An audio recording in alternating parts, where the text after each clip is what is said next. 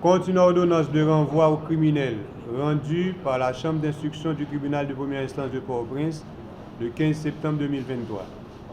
Inscrite au rôle 3-23-24, la cause est évoquée et retenue à l'audience publique du 11 décembre 2023 par le représentant du ministère public qui, la parole sollicitée et obtenue, a fait un bref exposé oral de la cause, puis a sollicité de la Cour la lecture des principales pièces du dossier par le greffier du siège.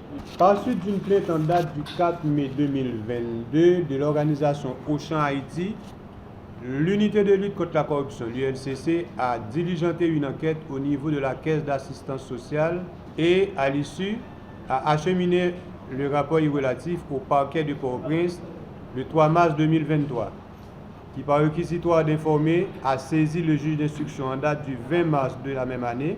L'instruction terminée, le juge a, en date du 15 septembre 2023, rendu l'ordonnance au dispositif suivant. Par ces motifs, à reproduire. Cette décision est signifiée aux inculpés qui en ont relevé appel avec, à l'appui, des moyens tendant à faire infirmer l'ordonnance querellée. Ces griefs seront analysés à la lumière du droit. Droit. La Cour recevra-t-elle en la forme l'appel des inculpés? Ordonnera-t-elle sursis, comme l'a demandé le représentant de la société, sur la base de la violation des règles budgétaires? Dira-t-elle qu'il a été bien appelé? Ordonnera-t-elle un supplément d'information ou infirmera-t-elle l'œuvre querellée? Visa des pièces. Vu au dossier du ministère public, à reproduire. Vu au dossier des inculpés, à reproduire. La Cour. Sur la recevabilité de l'appel en la forme. Une ordonnance du 15 septembre 2023 du juge d'instruction est signifiée le 29 septembre et 14, les 29 septembre et 14 décembre 2023. Que mécontent les inculpés Edwin Tonton, Pierre-Richard Vallès, Franz Sidéris, Johan Fanor, Yves Alcide et Pierre Courtenay en ont relevé appel par déclaration au greffe les 5, 9 et 10 octobre et 18 décembre 2023, respectivement, selon les formes et délais prévus par les articles 9 et 10 de la loi du 26 juillet 1979 sur l'appel pénal. Étant conforme, la Cour déclarera leur appel recevable en la forme.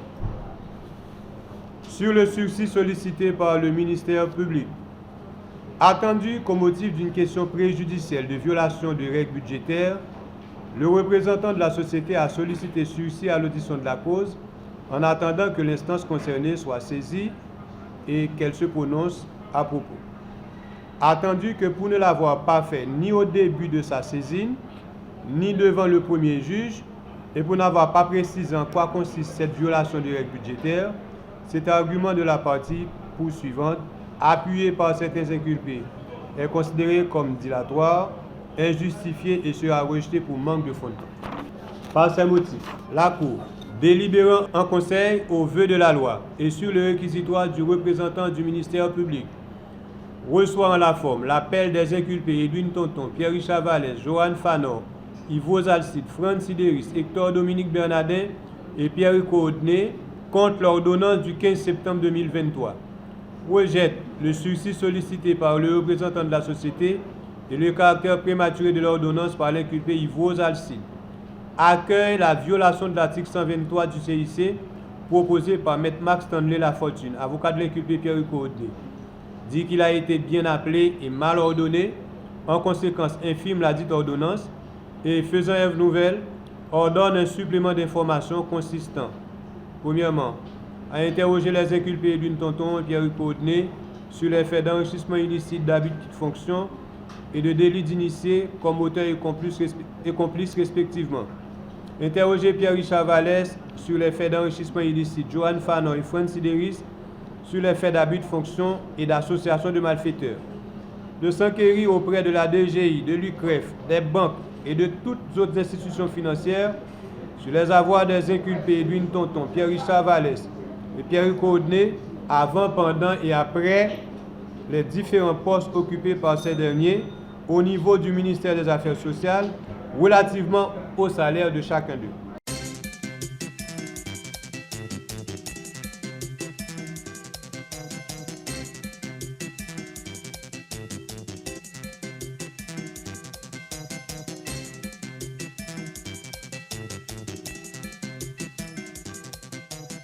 La Cour infirme ordonnance là, il prescrit une nouvelle information. Donc la Cour fait travail. Donc nous attendons le juge désigné pour que suite dossier à fait. Vous voulez dire nous mettre l'amour que la Cour d'appel Port-au-Prince l'infirmer ordonnance juge instruction Jean-William Morin te mené dans cadre dossier corruption caisse assistance sociale là? Oui, la Cour infirme sur certains points parce que la loi n'a pas été respectée, l'instruction a été bâclée. Donc la Cour infirme ordonnance là, il désigne un nouveau juge pour continuer l'instruction. Qui ça qui va faire dans le dossier ça après ça? Nous demandons seulement que la loi respecte. Nous demandons seulement que la loi respecte. Mais délai d'instruction ça, c'est toujours 90 jours? Non, il y a prescrit une nouvelle information, on attend le juge et que nous disposons et disponibles pour répondre à toutes questions de la justice. Vous voulez dire nous que Kounia un juge dans la composition cour d'appel là pour le servir tête li un juge d'instruction? Oui, pour continuer l'information parce que il y a une série de points qui ont été âgés. Donc à ce moment, il a demandé pour le juge là, il a désigné un nouveau juge qui peut continuer l'instruction. Mais ça vient à qui article dans le code d'instruction criminelle là?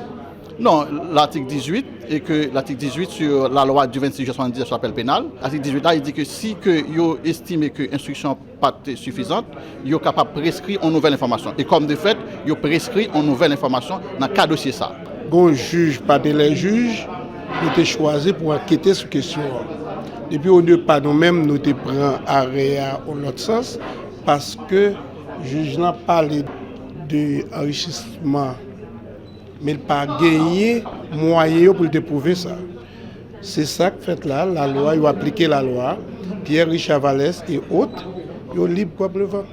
Comme je dis, si les films ordonnance là, comme je dis, c'est fini, c'est classé. Parce que l'ordonnance, c'est l'autre bagaille qu'il a fait, il a fait l'autre bagaille, mais pour la cour d'appel, Ariel est infirmier, d'accord, il est infirmier.